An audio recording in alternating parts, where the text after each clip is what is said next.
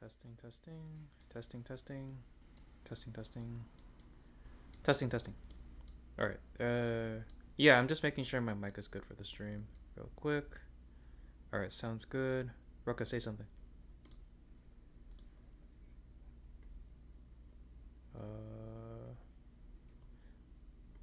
Okay, no, I gotta change something, real quick. But yeah. Okay. How do I change the sound?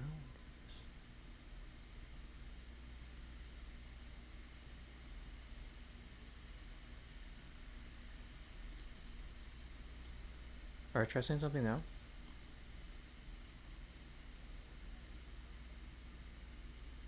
Good boy.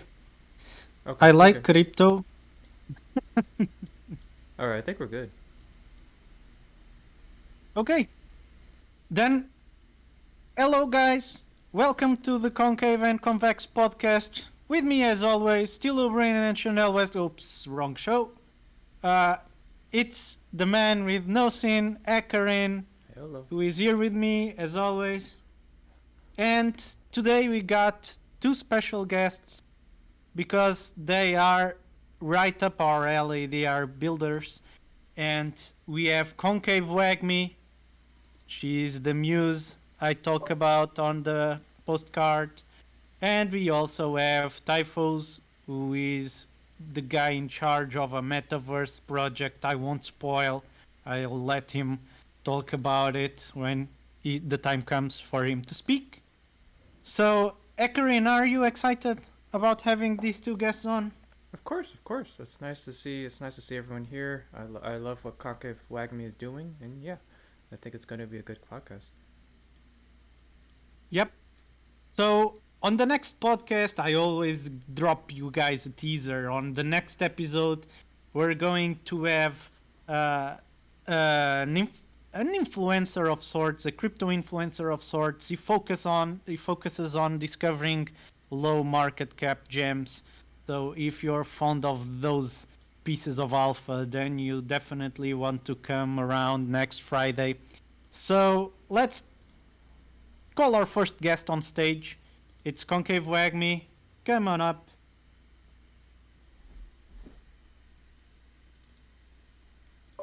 Hello, can you hear me? Perfectly. Oh, Hello. great. Hello, how are you? Welcome. We are fine. I mean, I Great. am fine. I don't know if Fekarin is fine because the prices have been dropping and you know how that is. But I'm fine. Nice, nice, great. Well, I hope you are all fine too, and thank you for inviting me to this Great. podcast. Well, I hope you are all fine too, and thank you for inviting me to No this problem. podcast. Well, I hope you are all It's a fine pleasure. too, and So, thank you for we inviting got me to some this questions for you relating music, and that's where we will start because we heard you're an artist.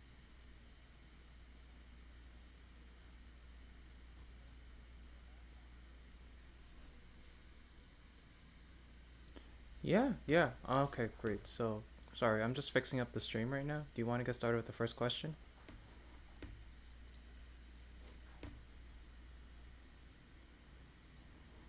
Yep.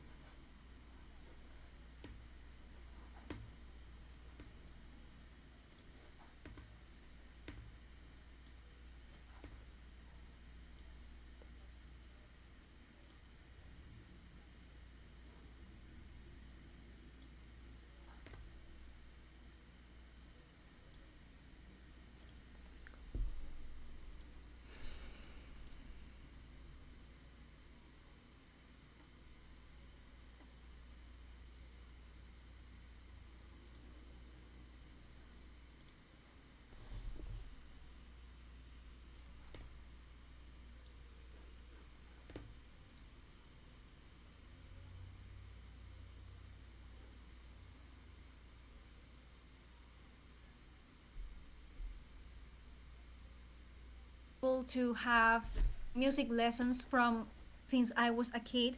So the belief there is that if you haven't started since you are a child, then you can't do music, which is not true. So at the beginning it was difficult because I wasn't good at singing or at doing music in general. So people was always laughing at me every time I sang, but I just persevered and I found my own way to learning on my own to how to compose, how to write music, and then finding the good teacher. That's important to have a good teacher that believes in you and who is willing to really help you, right? So it is something that was always interested in, but not always supported to do. So I just had myself to support myself and just doing it. So it was like um, just the thing I want to do is the thing I am not good at, and it was unbelievable for me. I just persevere, and I also realized that I met people that kind of reinforced that belief that I wasn't good enough, and Wow. it took me time to realize that I was actually good at it, and actually what did this healing process I'm imagine I can say was releasing my the first singles. So that's when I realized, oh, I am actually good at this. So it's a matter of perseverance. I cannot say this is the date where it all started. It was something I was always calling. And but there are moments like when I was 15, my mother gave me a guitar as a gift because in Peru 15 years old is like important for girls. So but it's not that there where it all started. It was something that was there already. So I don't Wow. know, it was like a silent call, and it became louder and louder every Yeah, day. and Got it's it. kind of strange that those difficulties arise in Peru, which we identify as a musical country. I mean, you guys have lots of great musicians and great musical culture. Yeah. So it's a bit strange that it's so hard. Yes, Cause it is because, well, I was in a particular situation because I was living in a sort of village near the sea that was really far from the city. So, first, Hmm. there was no classes around, and second, if there were classes, normally they were expensive, especially particular lessons. I mean, here Mm. in Spain, for example, if you want to have some guitar lessons, that can cost 15 euro the hour, which is not really that much for our level, right? But Yeah, in for us, Peru, yes, but 15 euro or 20 euro is like 60 soles, which is the country's currency. currency, and 60 soles is a lot. I mean, you maybe with 60 soles you do 1 week food, so it's a lot. wow. Hmm. So that's the reason why maybe the minimum salary is 700, 800 soles, which is, I don't know, 250 euro per month. So yeah, if you are making 250 euro per month, but you can't really allow yourself to have 15 euro the hour lesson once per week. Absolutely.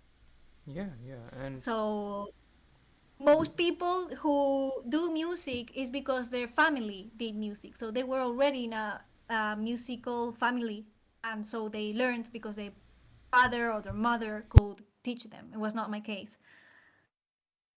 yeah, and just curious, what kind of instruments do you play? Or are you just singing, or what do you do specifically when in regard to music? Yeah, I started with singing and with songwriting, and now I have been learning the harp, the Celtic harp, for 5 months already. Wow. So I can say I kind of play that. But my first instrument was the guitar actually. So I play the guitar, but it didn't caught me as much as the Celtic harp. The Celtic harp really got me addicted, which didn't happen with any other instrument before, apart from the singing. Yeah, that sounds amazing. Wow, the harp. That must be really Yeah. difficult. But yeah, no, I think that's really great. You know, I love your interest in music, and we could feel your passion shine of music just like based on you talking about it. And so it's interesting how you ended up at Concave. You know, we definitely love to attract like different talents, but we're also interested in like asking like how did you end up like being crypto aware? Like how what was your journey from like music to all the way towards crypto? How did that go? There are two reasons. One is because I had it very clear almost from the beginning that I needed to be an independent musician. That I am not going to sign to a label unless I am in a position where I can negotiate in a way that is benefits me, because labels benefit themselves, they don't benefit the artist. I maybe so a bit biased by this, but I don't like them at all. I have heard so many stories, tragic stories of artists losing 5 years of career because they have signed a contract and they released a single and the single didn't go amazingly well, so the label just decided they were not going to invest on them anymore, and you can do anything because you have signed a contract that gives them exclusivity. So for many reasons I don't like them, so I was always searching for some way how can I make it work on my own. And today with internet, only if we talk about internet and social media, there is already a open path. There haven't been a better moment in time for independent music to be successful than these days. No, right? So this is one reason, and the other reason was my boyfriend, who was the one who became cryptocurrency aware, and he started researching and diving deep into this world, and I by supporting him he was discovering many things and he was telling me, and then we saw that music is really important in crypto communities. He discovered this community and he told me, wow, it really music is really important in this community. So I became interested, of course, and I started researching about decentralized stream platforms. For example, Spotify is something I hate too, especially after what happened with the Joe Rogan show and the episodes that got deleted because the people just got so offended because Yeah, of definitely. one interview. And independently of what you think about what the person what Robert Malone says and things, you can be agree or disagree, but the thing is that if we are in a supposed to be a free society, um, you should let them talk, right? If they are wrong, well, they are wrong, right? So why are you censoring them, right? Yeah, So freedom of speech. Exactly. exactly. So and also Spotify really pays almost to nothing to artists. Is it really? I don't feel it's fundamental. I mean, it can serve as a presentation card, but for that you have YouTube where you can upload a video clip, right? So I started researching about decentralized stream platforms like Emanate, for example, and I am thinking about moving there or starting uploading all my music there and trying to get as many fans as I can to go to listen to me there, because I find it much more fair to not only the artist but the fan as well. And So, do you do you? There's a trend going on that artists are starting to turn over to NFTs and making their song tracks NFTs, while others are just monetizing them through crypto. Do you think NFTs are a good way to monetize music? Do you support that trend? well, I think I am not very much into that yet because I want to know more about that, but I'm not very sure how to enter this world. I still find it quite complex sometimes. Is difficult. I think it's a bit difficult when you are just starting out. It's a whole world of possibilities and you don't know very well where to start. But as far as I am concerned right now, I find it better for visual. But you can, for example, there is a band that has somehow flirted with this NFT trend in Spain, a heavy metal band that is quite well known here, and they have sold a special edition of a album cover art, and I think What's that the is name of the interesting. band? Mago de Oz, Okay, I'll and check it out. I like it's a metal. folk metal band. Yeah, they have been around a lot of time, like from the 90s or something like that. They had a peak of good music, and then for some taste it has, well, anyway, the thing is that they tried to sell an NFT, and it went quite good. I mean, their audience, because it's more this genre in Spanish sells more to the Mexican people, and I there are not many people that are into crypto world in there. I think at least in their audience, because they are so very well known that I think, well, their NFT got sold for 15,000, which I think is not very It's not much bad. for. It's Yeah, pretty It's good. not bad, but for who they are, I think they could have done more, because they are really well known.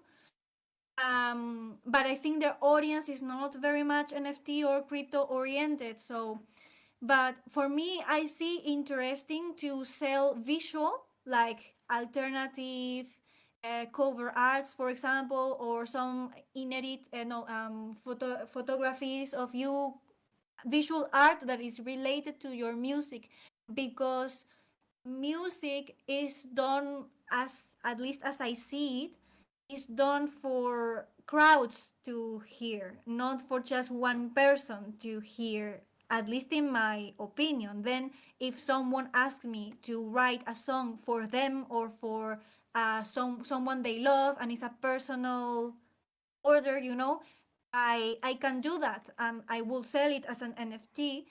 But if you are doing music for everyone, I am not sure if with an NFT everyone can listen, or only the person who buys it can listen. Yeah, Maybe everyone yeah, can listen, but then I don't know. I yeah, see it more for visuals than for audio, yeah, or maybe a special version of the song. Like, for example, I have a song and I do an acoustic version of the song and I sell that as an NFT. Well, people already have listened to one version of the song, but it's not that it can't be done or is bad to be done that way. It's just me that wants everyone to listen to my music, not just one person. So I would rather put my music on Emanate so everyone can listen to that, and that gives me some benefit. yeah, And then having NFTs, visual NFTs of art, because I also draw and have some photography knowledge. So I would rather do that as a merchandise, more like you can have T-shirts and cups and dolls, and you also have NFTs, right? yeah. That's the way I would do it. It's not that this is right or wrong. I don't think so. I think that if it depends, and apparently you can also do several copies, like you can have an NFT that can be sold several times, right? So I really have to research more. I want to research more about that, but at the first glance, this is how I see it. Maybe in the future, Uh, when I have more information, I see it differently. okay, we do have we do I don't know if you've synced up with Sigil, but he's from our community team and he is doing like a concave like mixtape stuff, and he's also doing like he's basically spearheading the concave music section. And one thing that he has been pushing is, I think, partnering with Audius, which is also like a decentralized music platform. So, I mean, if you're interested in like doing music with Concave, you could always reach out to him and the efforts that he's doing with the choir.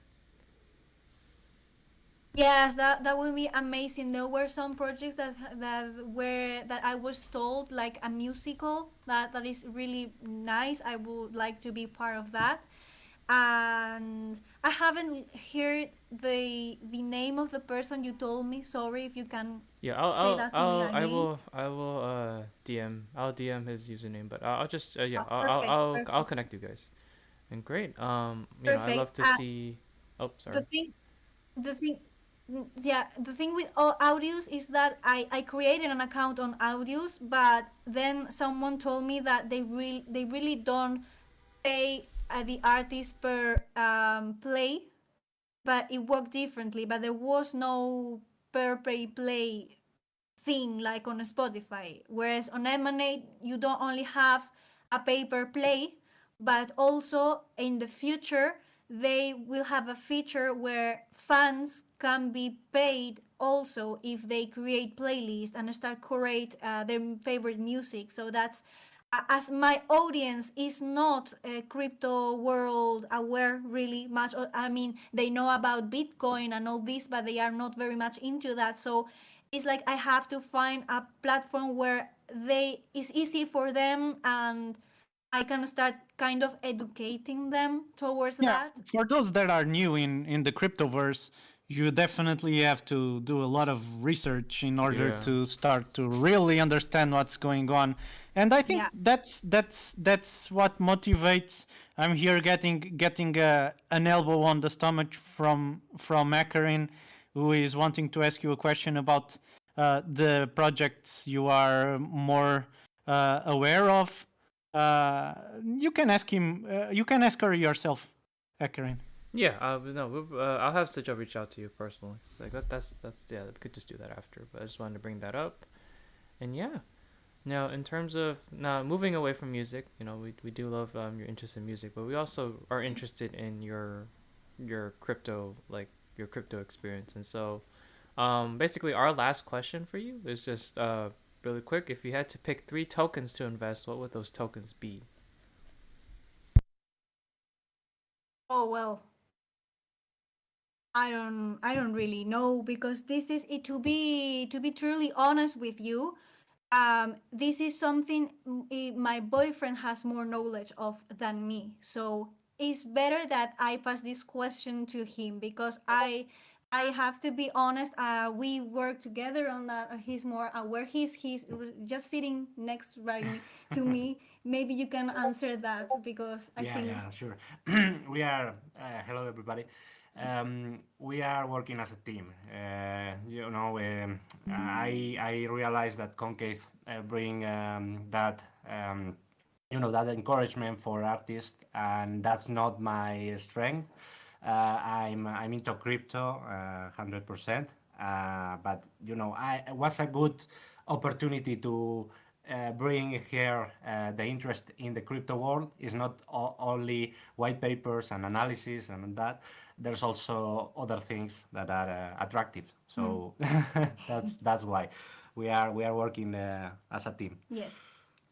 So the three Great. tokens you will invest. Um, yeah, but at this point, I'm only investing in Bitcoin, Ethereum, and Concave because you know how is the market at the moment. Nice. But I'm also investing. I have stables that I'm investing in private sales and seeds. So that's the only thing I'm doing right now. I do risk almost all my not shitcoins, but small caps, because was really a bad market, and now I'm focused on that. So I'm constantly working on my portfolio. In fact, I'm working on a proposal to Concave for maybe partnership for finding seed capital and all that. We have Well, Alpha here, folks. yeah, I think so. I think so. So Yeah. thank you very much. We had a hidden guest. That's the first time it happened on this show. That's for sure. Now, thank you very much for accepting the invite. I wanted to have musical talent here. I hope you get to really dig up on NFTs, on crypto, on all of this universe that has unlocked in front of you. I'm sure Yes. it's overwhelming. and I really appreciate you stopping by.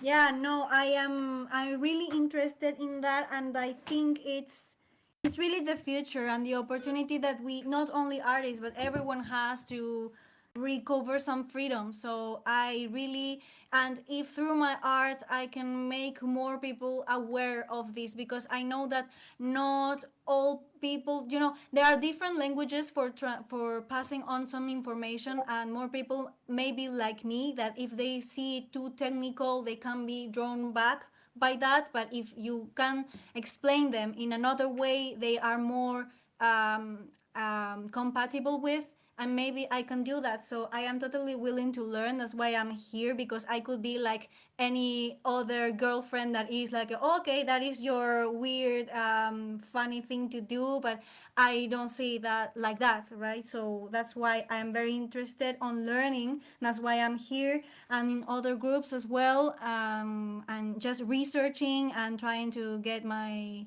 toes on that, on this world. Great. Okay, thank you. And that was the first part of our podcast. Um, and now we're going to the second part. I'm going to ask our second guest to step up on stage. It's Typhos, ladies and gentlemen. Applause, applause. Hello, everybody. Thanks for having me, Rucka Akron. Hello. I was watching you there on the crowd on the first row, waving your hand when Concave Convex was talking about the musical NFTs. What were you trying to communicate with us? Yeah. So the question she had was, can you, when you mint an NFT with music, does everybody get to listen to it, or is it only the person that buys the NFT? Well, we're in a permissionless environment, right? And you can have your NFT protocols and policies be whatever you want them to be.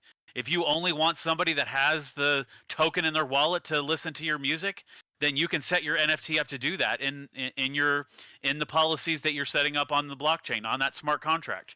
But I agree with her sentiment as far as most musicians don't want that. Most musicians want people to listen to their music, right? To enjoy their music.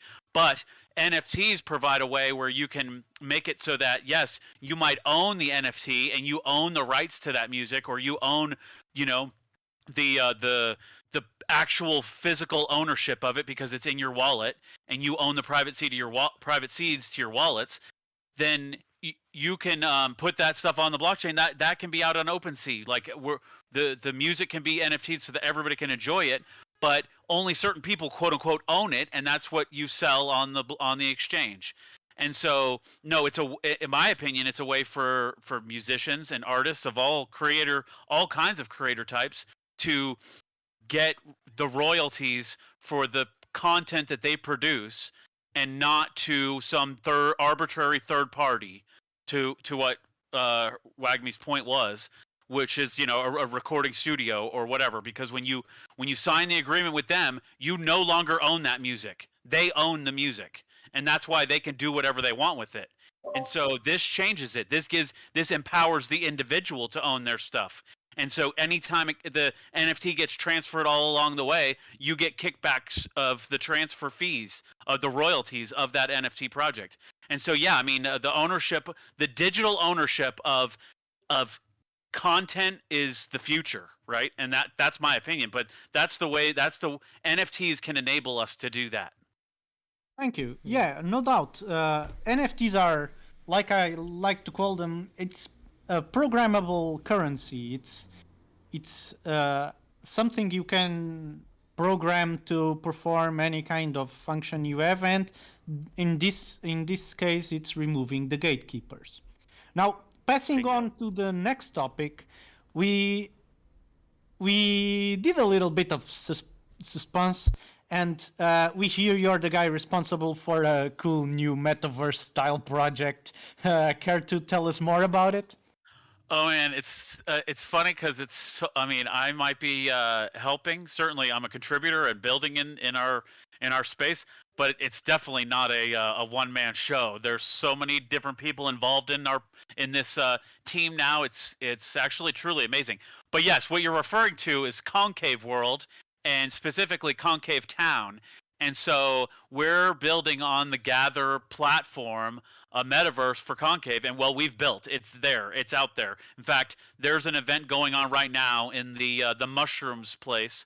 They're going on. I think there's an AMA going on right now inside of there, and it's a place that we built out specifically for Olympus Odyssey to go on a mushroom trip.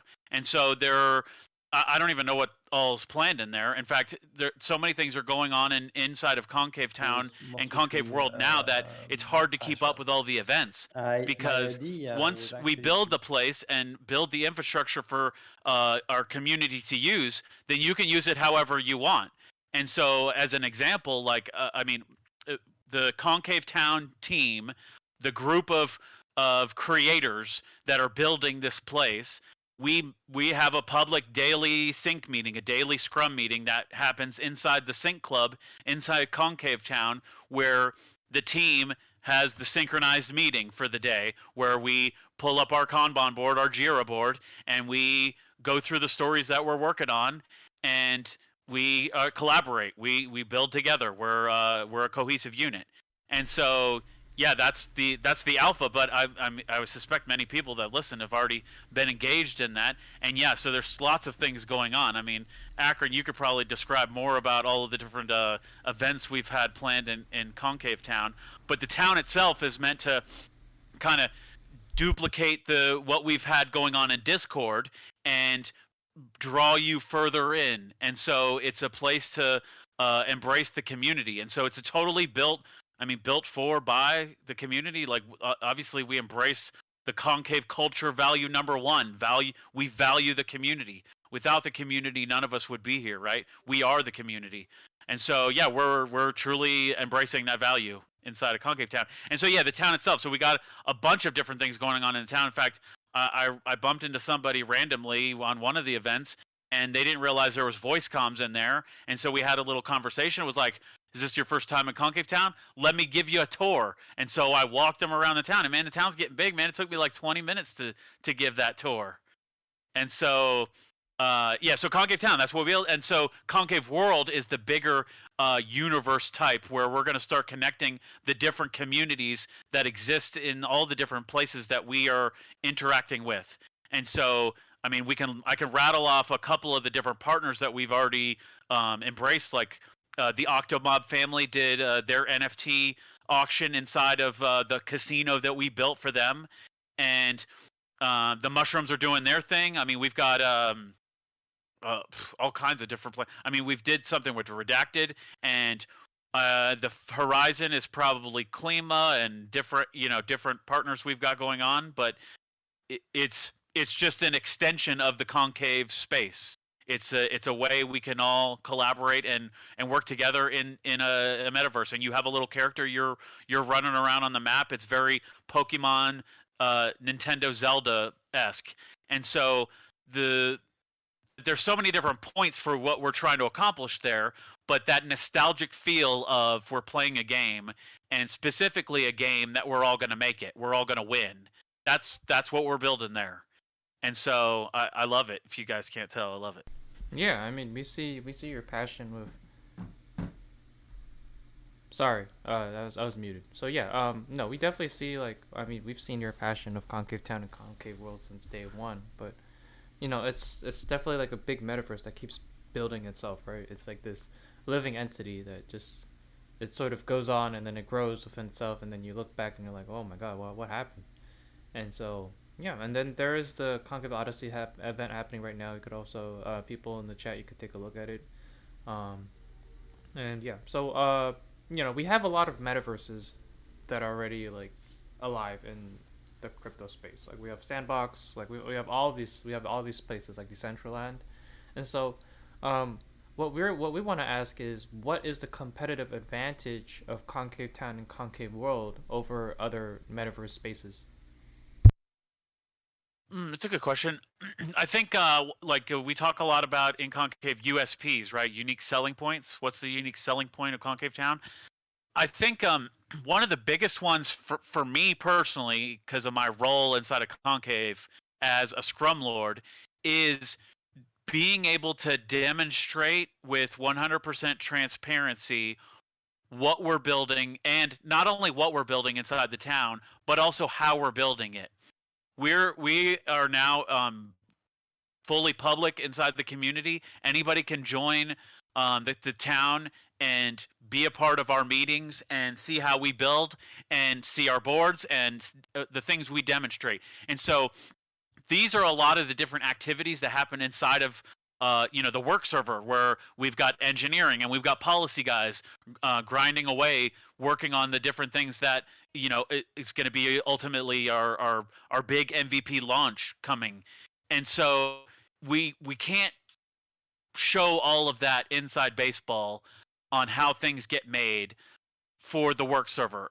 There's it's just it would cause more confusion than it would cause clarity for the community. People would have more questions, and we wouldn't be able to answer those questions because we're busy building. And so to give more trust within the community, the idea is, hey, Concave Town is something we can build inside the community, with the community, for the community. There's no reason to hide it. There's no reason to not show it off. There's no reason for anybody that wants to be a part of it to get it. And so the USP for me is being able to demonstrate that. And so inside of Concave Town, I'm acting as the product owner or the commander of the team. And in that function, I'm writing the stories, the user stories of the work that we're getting done. I'm building we have built a backlog. We're prioritizing that backlog of stories for the things we want to get done. We just finished sprint number 2 for the team. And so we're in a feedback loop now, of a sprint feedback loop. And so we're planning, we're executing, we're reviewing the work that we get done, and then we do a retrospective on how do we do, what can we do better, and then we do it all over again. And so this is truly, in my opinion, like embracing the Concave culture code. I mean, we're number one, we consider the community in all we do, right? How is this going to better the community? What can we do to get the community more engaged, as well as connecting to our different partners? And yeah, so, because you guys have been building like crazy, and Concave is based on building. And one of the things about Concave, since you mentioned it, it's that the Concave culture is really very important at the core. And I was going to ask you if you are happy with the way the culture code transpired into the systems provided by GatherTown, and that we adapted to be Concave Town and Concave World. You mean as far as like the development of the code itself, like how the community developed it? I mean, about the code's values, do you think they transpired well into the experience of those worlds? 100%. 100%. And that's, I mean, yes, taking the values and the principles that came from the culture code and utilizing it. Because here's the thing, like you talk about how fast we've built Concave Town, and yeah, we're continuing to build Race it car. super fast, right? Well, that's the Concave way. When you introduce the feedback loops and you introduce the backlog of stories that we're doing on how we collaborate, it's building rapidly. And it's capturing a small amount of requirements, delivering those requirements, reviewing how we did for delivering those requirements, and then doing it all over again. And so a lot of times your customer doesn't really know, your user of your product, they don't really know what they want. If you asked somebody back in the day that was on a horse, what can we do to make your life better? They would have said, I want a faster horse. Right, exactly. But what they really want is to go faster. And so it's up to us to figure out what are those requirements so we can build innovative solutions to exceed their expectations, not just deliver a faster horse, but to deliver a Ferrari or deliver a spaceship or deliver a transporter into another dimension, right? Whatever, it's up to us to figure out those things. And so, yeah, how do you do that? Well, you have to get to know your customer. You have to build these feedback loops in, and so that you can analyze and get the requirements to deliver the things that they're trying to get. What's their mission? What's their goal? What are they trying to accomplish? And so when you do that, when you engage your customer, you can build the most beautiful of solutions. And it's not just one person doing this. I'm just a piece of the puzzle. the team structure, just like the rest of the teams inside of Concave, are you have a commander slash product owner who's worried about the work itself, prioritizing the work, and then you have a scrum lord who's worried about getting all the people facilitated and coaching the team on the different processes and getting people to embrace the culture code. And then you have the group of creators, the group of developers, the group of makers, and they're the ones that are actually executing the vision from your commander. And that's the collaborative process and working together. And what are we calling it now inside the Concave? The potato farming, right? Where you're going through the different things you have to do in order to execute the stuff that you want for your customer to deliver your product, and it's refining that. And it's a continual process. Your backlog is continually full of stuff that you're going to develop, and it's an ongoing process to refine it. And so that's how that's the Concave way. And so Concave Town is demonstrating that to show transparency. And so even now, I mean, I think J-Man's working on the Jira reports, so it'll show a lot more transparency as well. I mean, one of the big things inside of what we're doing with this whole thing is like developing the proof of trust. How can you trust that somebody's going to do the things that you want or the things that you need and that they're going to deliver? Well, they've said they're going to deliver something, and then they deliver it, and then they say they're going to do something else, and they deliver that. And so when they say, hey, we're going to do this, then you know they are going to do that. They've done that in the past. They've have proof of work in the past. And so part of this whole thing is like having that predictable delivery. And so Concave Town, if you look at our Sprint 2, the Sprint 2 metrics don't look too good. It's Sprint number 2, right? We're a fairly newish team that's been sprinting together, and so there's room for improvement. And so we've got different ways to analyze how the team is doing, and using those things to analyze what are better things to operate. How should the future look as we operate together? If we're doing something that doesn't make any sense, it's up to everybody on the team to come together and say, this doesn't make any sense. Let's try something else and see how that goes, and totally use the scientific method. Have a hypothesis and prove or disprove it, and then make educated decisions on how to proceed based on actual empirical evidence. Yeah, no, I definitely agree, and I could tell that like how much Concave Town means to you. And so I think a good question would be, okay, so I think one of our last questions today can be, what about the public? Like, how do you think these projects serve the public in general regarding to Concave Town? We see what we're building with this whole metaverse stuff, and so when it comes to the user, what do you think the user will be able to do in there? Like, what do you think the value is to the Concave miners? It's a good question. I like it. I think our imagination is that limit. You know what I mean? There's so many things we could do, and yeah, as we engage our customer and figure out the things, and I say customer, it's really all of us, right? The community is our customer. They're the users of our products, right? And so, yeah, I think partnerships is one of the ways we've seen a lot of the connections where we get requirements from partners saying, hey, build this out. This really helps engage our user base and brings people together where you feel a longing purpose inside of the space. It's not cold, it's warm, it's a family, it's it's a community, it's a culture, it's bringing us all together. And so there's different ways we can engage each other. And so Concave Town just wants to be the premier place to engage each other. It mimics the metaverse. The whole concept of metaverse is supposed to be mimicking what happens in the real world. And I think a lot of the old boomer types would tell you there's no way that you can have meaningful connections with people inside of online and be anonymous or be pseudo-anonymous. We see like the dumpster fire that Twitter has become because people think they're anonymous there. But I think that the Twitter connections are superficial. They're not. They don't have meaning. They're just, many are just there to troll, right?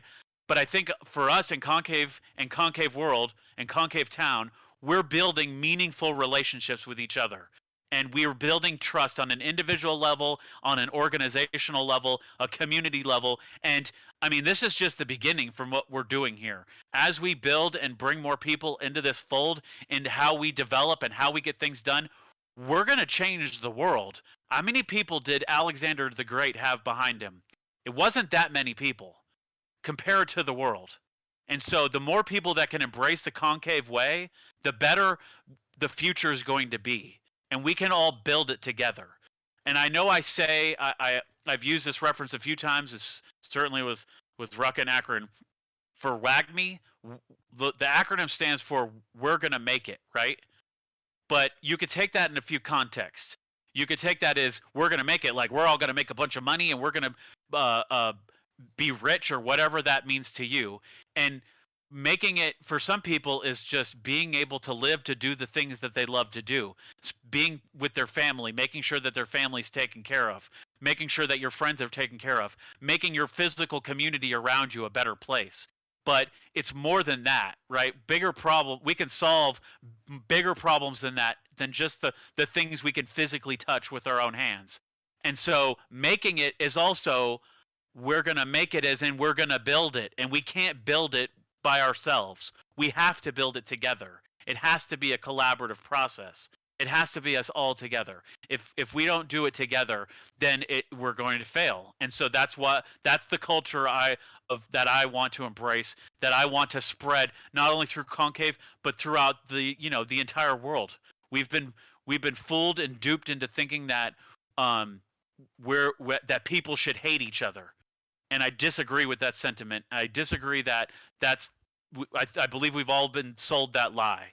And we can solve that problem inside of Concave too. Yeah, I mean, from the very beginning, Concave was created out of a sense of cooperation, right? Like none of us would have been able to get to this point in time if we didn't work together in the process. And so I think what you said is great. Like Concave Town is just, Concave World is an extension of that. Like we're all working together to create something great, and I think that's a very admirable effort. Yeah, and no doubt it's admirable. And what you guys are seeing now, if you are watching the video version, is a little sample of how Concave World runs.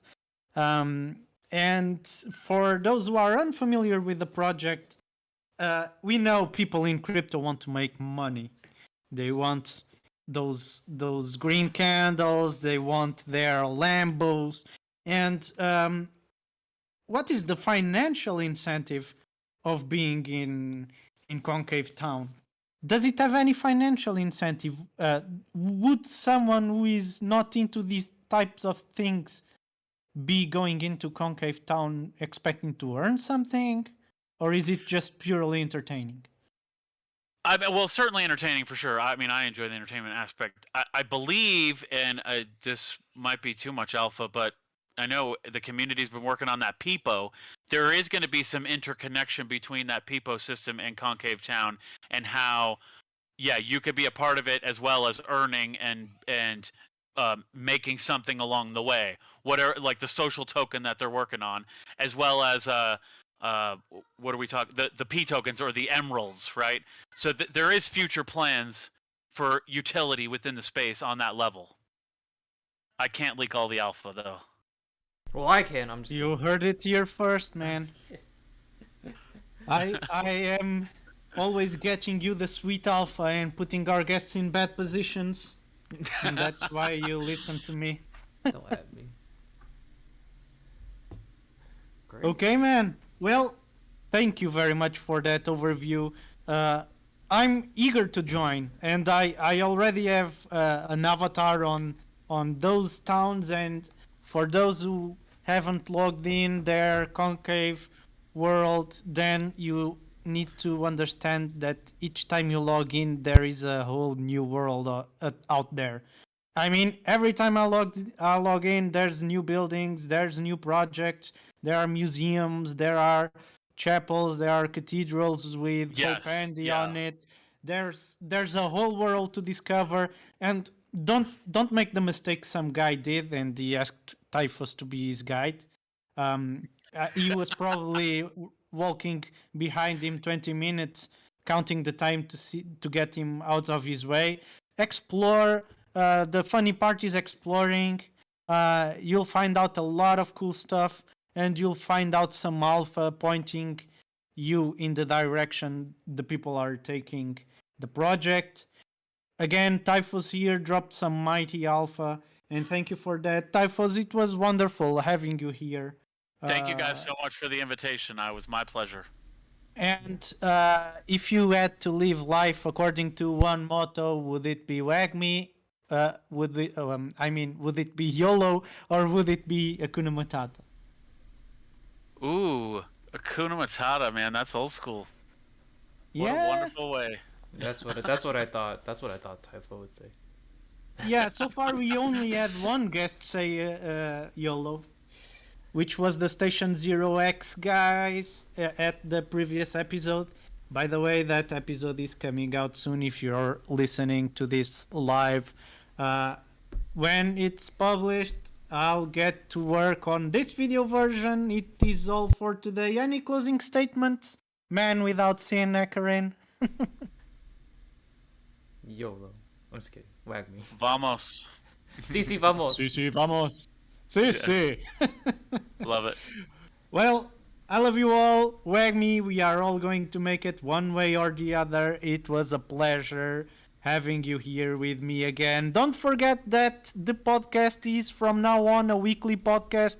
We're going to have some mighty alpha on the next episode, where we will have an influencer sharing about some low market cap gems. I'm definitely going to vape up on his choices, but don't take my word for it. I'm a crypto scrub like many of you. So thank you very much for being here with me, and Wag me. Great. Wag me, everyone. Also, the Concave Odyssey, the Odyssey event is happening right now in Concave Town. By the way, if you look in the